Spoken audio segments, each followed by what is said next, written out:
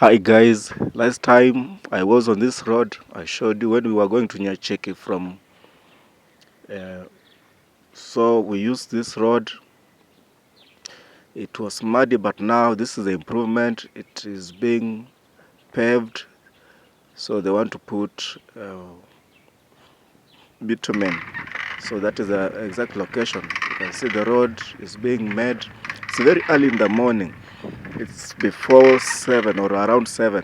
So the sun is just on the, it's just rising. And you can see this slept here. It is usually guarded. This is the improvement on the road. The last time I showed you in the last picture about Nyacheki, the border, near the border of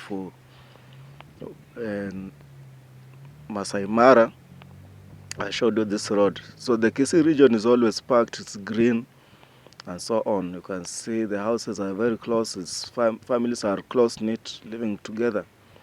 So the road is no longer muddy. The last time I was here, it was muddy and I was having a problem to move. You can see the road layer has been placed. So this is a report that I'm bringing. The last time I pictured this place, the wires were very close to my head. I showed you how dangerous it was, but they have come and repaired. The Kenya Power, the people who are in charge of electricity, came and repaired the wires. You can see they are hanging high up where they should be. So the road, this is around a kilometer to Nyacheki. So today we want to go to Nyangusu, but using a different road. But this is the original route that I used in the first video when I was going to Nyacheki from Nyamache. So you can see they're very busy. They wake up very early to make the roads. You can see this is the section that they have not laid anything. And this is where I am. So this is Nyacheki.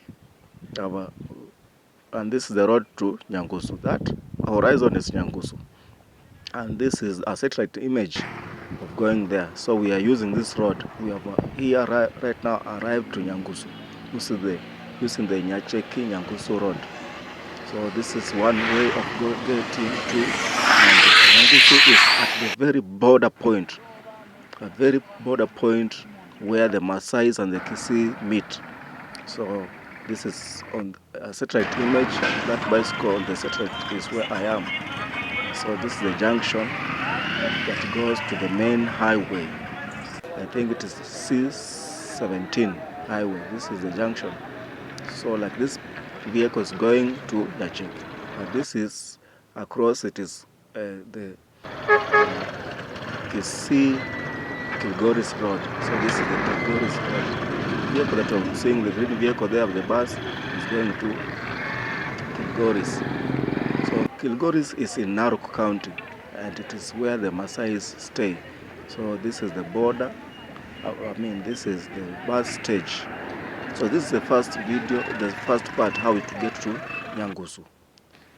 Now in Nyangusu, we also have a pitch. You can see the satellite picture. That's where I am, and this is the football pitch. So this is basically how Nyangusu looks. Nyangusu is a small town. It's just relatively small. You can see how Nyangusu is written. That's Nyangusu. But now today, this is the other video, how to get to Nyangusu using another road. So you can use this road here on the satellite from Magina to Nyangusu. So Magina is written like this, and very far at the far front there, that is Nyangusu town. Is the Magina town. Magina is known for vegetable business selling. It's a market that is continuous from Monday to Monday, where women bring vegetables from different places and people buy large portions of vegetable and sell. So on this road going to Nyangusu, you can see Narok County, the Maasai region at a far distance. That horizon there that we're seeing, it's Maasai area. You can see we have plain or open fields, open grass fields. So that's basically how Maasais live. They live on raising cattle, so they need a lot of open fields. But here where I'm standing is a Kisii region. So you can see Kisii region, there are a lot of trees and houses are very close packed. Houses are very close by each other. Family units are very close to each other. and we have it's forests, like more likely for forest because they do not raise cattle that much. So you can see the two cultures where they are meeting, the Kisis and the Maasais. These are two tribes of the 47 tribes of Kenya. So we are going to visit the border point, and we are actually going to treat people at the border point. So let me skip. Here I've arrived at Nyangusu. It's just from Magena to this point is around 6 kilometers. Now I've arrived, and this shed that you are seeing here, this grass thatched shed, is a place where you can park whatever you have, a motorbike or a bicycle, and I've been told to pay 20 shillings for the whole day. So you have seen the bicycle there, it has been parked, and I'll take my medicine box and go treat people in the Make a stage up. area. Make a stage. Now I've just stopped this motorbike. From where I am to Nyangusu town is just a walking distance of maybe 100 meters, but I'm just picking this motorbike so that I can show you the length of the Nyangusu town. So here we go. At the far horizon, at the very far end there, that is Narok County. It is lush green and there are open fields. And now this is the town, Nyangusu town, the last frontier of the Kisii region. The town is not big.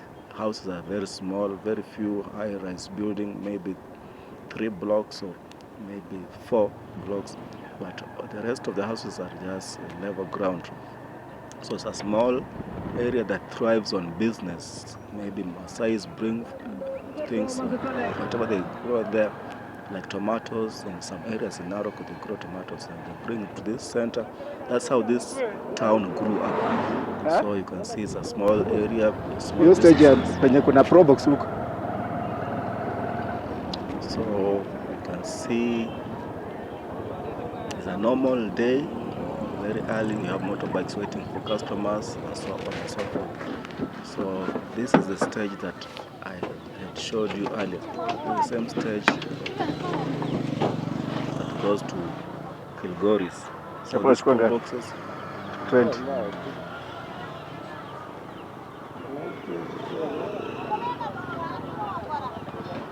Nisaidie change hapa. So I have to look for some change here. I had 50 Kenya shilling note. He didn't have the change, so I'm asking for people who can help me get the change. Nisaidie change. Habari yako? Niangalie hivi hakuna mwenye ako na change. Tafuta paka mahali tunaangalia hivi. Si nimeuliza huyu, nimeuliza huyu.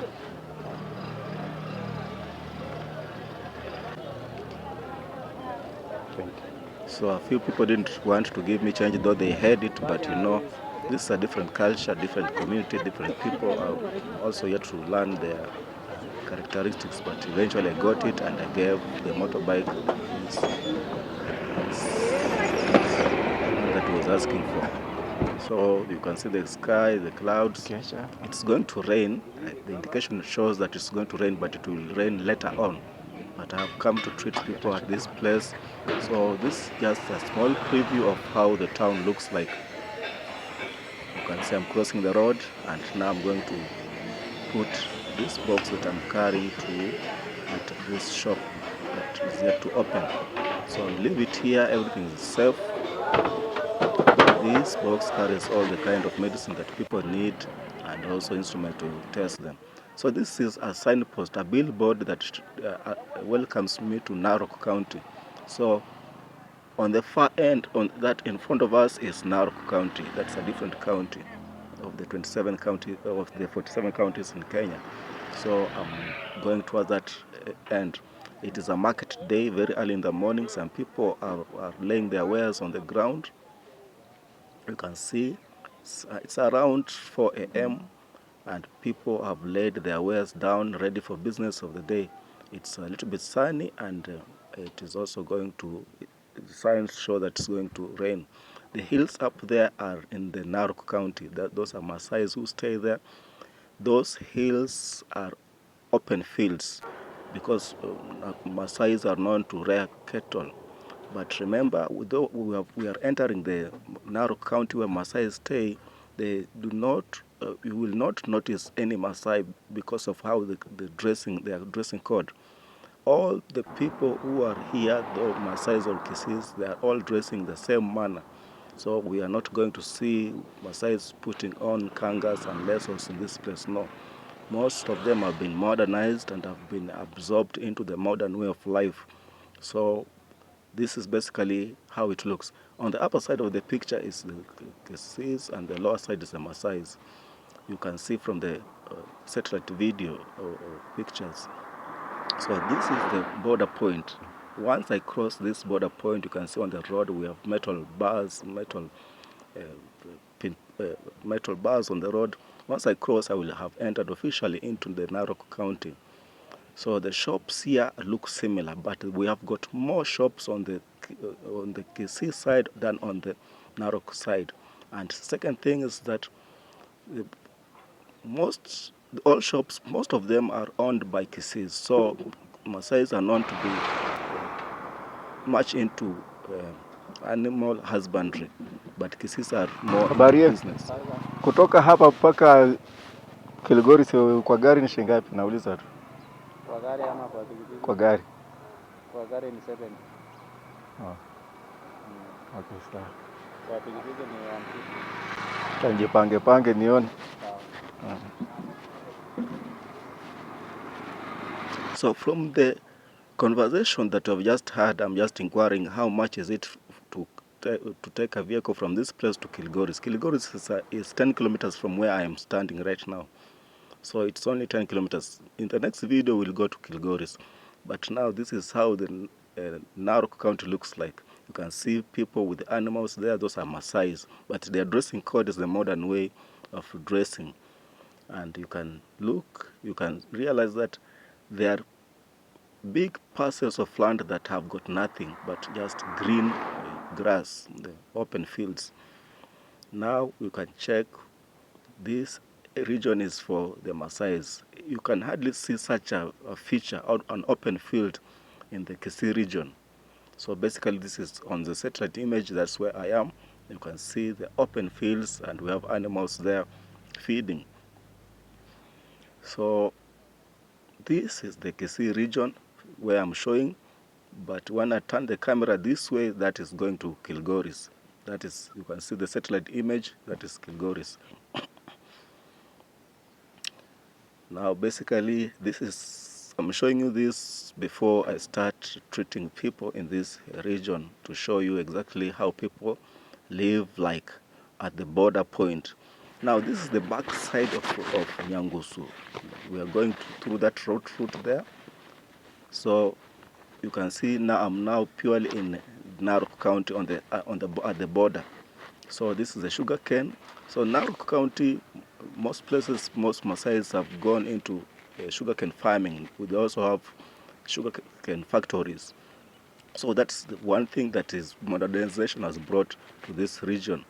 That's the exact position where I am on the satellite image. And this is the back side of Nyangusu. We are looking at Nyangusu from the Narok side. You can see the road that is rough road. And we have plain fields, plain open fields that you can see there. So I'm just looking at the horizon there is in the Kisii region, but I'm standing in the Narok County. Kijana, inaweza kafika kwa barabara hapo? Ndio natafuta. Haya, sawa, asante.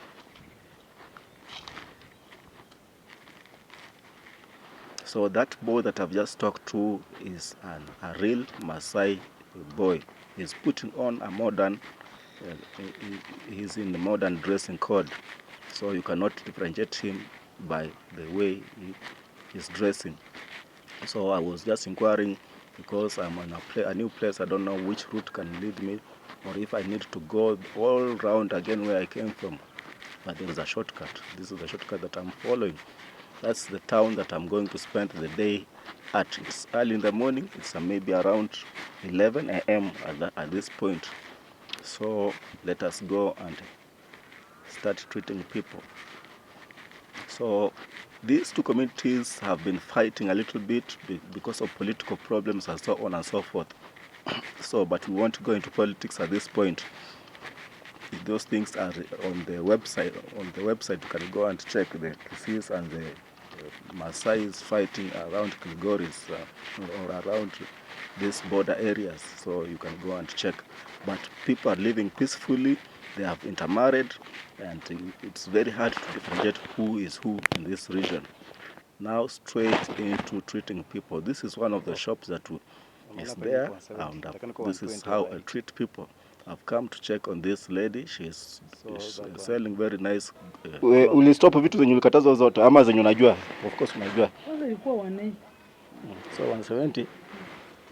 Hiyo ni like stage 2. So she's actually a nurse, but she's not practicing nurse. I think it's because of the no jobs and so on. So she ventured into business. Kahawa, majani chai, Machani niliacha. lakini unaona bado iko. So once you stop kutumia hizo vitu haitaendelea kupanda kwa sababu ina tabia ku progress always. Lakini once you stop inabaki hapo, so you have to help it to come down. Hapo ndo penye sasa hizi dawa zinaingilia. Kwa sababu you know it's a function of the blood vessels. Zina harden atherosclerosis. Zikiharden hivyo, so you have to help them kuondoa hiyo uchafu yenye iko ndani so that zibaki elastic. Zikikuwa elastic, pressure inapotea. Yes. Kuna dawa ambayo unatumia ni 200 unatumia for 1 month. So you can figure out the way I'm talking to her means that she actually understands what I'm talking. Next, I go to another place, and then some things I take on camera, but other things I don't take on camera. So this is another place I went to. Pressure yako iko normal kila except hii speed ya moyo.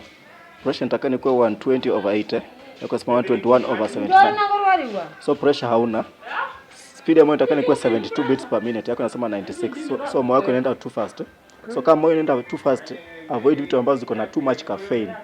Kufanya soda ya coke iko na caffeine nyingi. Utakunywa sasa vitu zingine. So soda coke, soda energy, Red Bull, hizo vitu usitumie.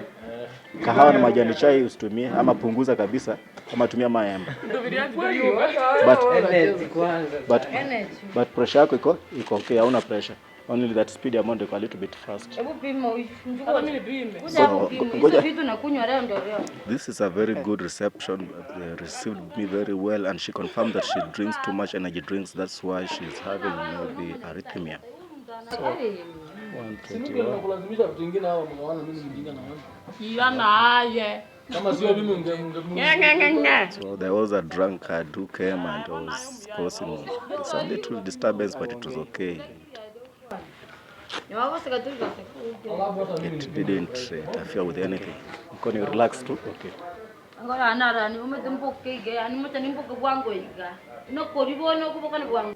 So I always go everywhere. The requirement is that you are not supposed to be intoxicated if you want to test BP.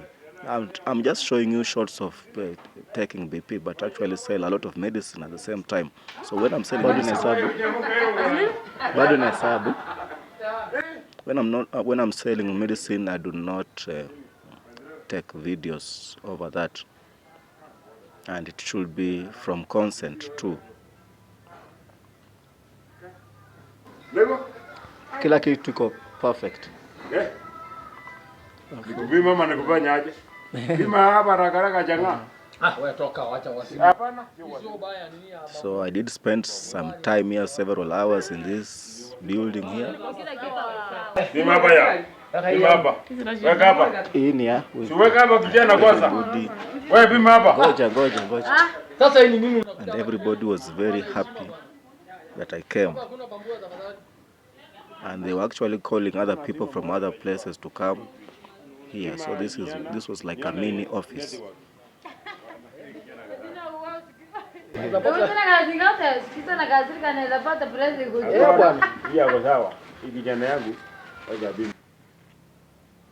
So they bought a lot of medicine in this place and so on and so forth.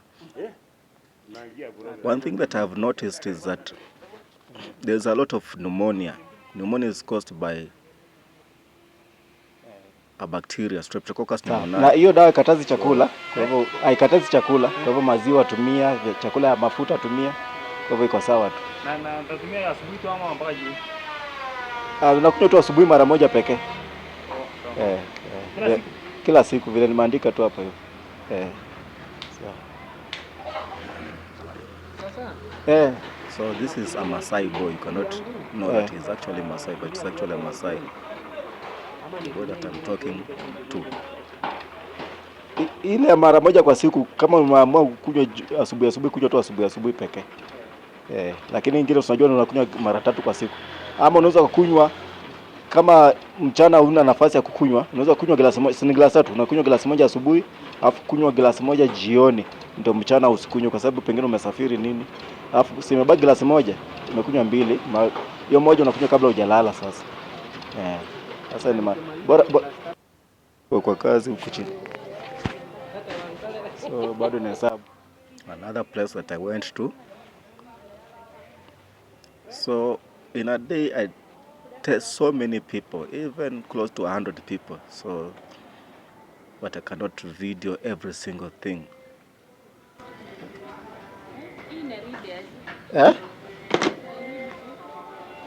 Uliongea? Naitaka niongee.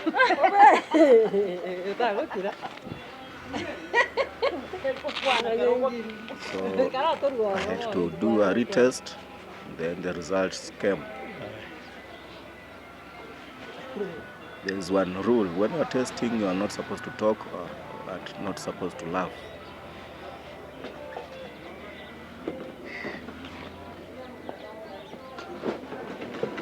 Sti 65. Alafu namba ya mwisho ni 71. Hiyo speed ya moyo. Usually I have to explain a few things to bring the light to somebody who has maybe an issue. She's okay, but I have to explain a few things, what to do, what not to do. So I have to explain a few things, what they're supposed to do, what not to do, foods you are supposed to take, what not to take.